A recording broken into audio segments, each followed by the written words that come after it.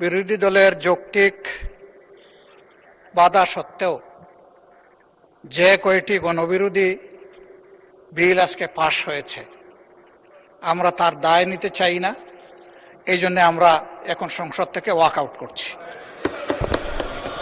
আমি ধন্যবাদ জানানোর জন্য উঠছি। আইন প্রণয়ন প্রক্রিয়ার first reading, second reading, third reading সব রিডিংয়ে ওনারা সহায়তা করেছেন। কেউ কেউ হাত তুলে সমর্থনও দিয়েছেন। সমস্ত প্রক্রিয়ায় অংশগ্রহণের পরে ওয়াক আউটের কোনো মানে আছে কিনা এটা জানার জন্য সমস্ত প্রক্রিয়া তারা অংশগ্রহণ করার জন্য ধন্যবাদ। আশা করি মাগরিবের নামাজের পরে আবার অংশগ্রহণ করবেন।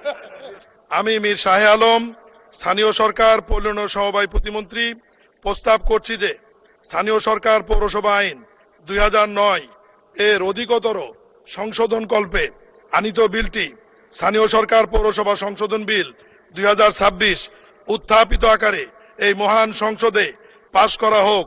ধন্যবাদ মাননীয় স্পিকার। ধন্যবাদ মাননীয় প্রতিমন্ত্রী। সংসদের সামনে প্রশ্ন হচ্ছে, সংসদে উত্থাপিত আকারে স্থানীয় সরকার পৌরসভা সংশোধন বিল 2026 পাশ করা হোক। যারা এই প্রস্তাবের পক্ষে আছেন তারা হ্যাঁ বলুন,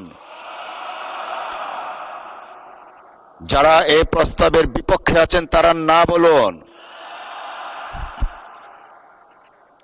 আমার মনে হয় হ্যাঁ জয়যুক্ত হয়েছে, হ্যাঁ জয়যুক্ত হয়েছে, হ্যাঁ জয়যুক্ত হয়েছে।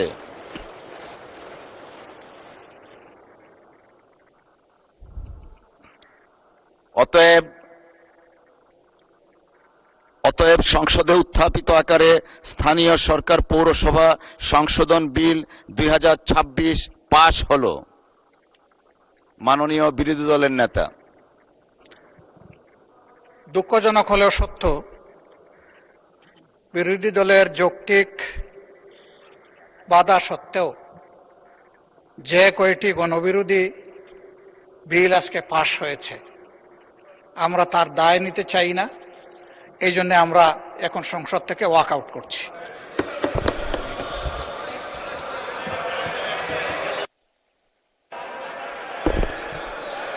মাননীয় সদস্যবৃন্দ, আমরা কিন্তু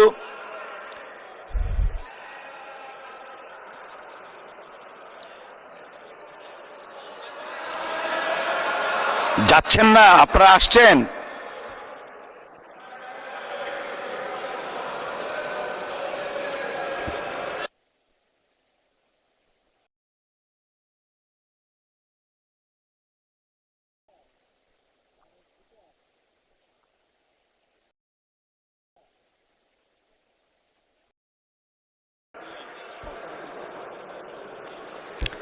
মাননীয় স্বরাষ্ট্রমন্ত্রী, আপনি কিছু বলতে চাচ্ছিলেন?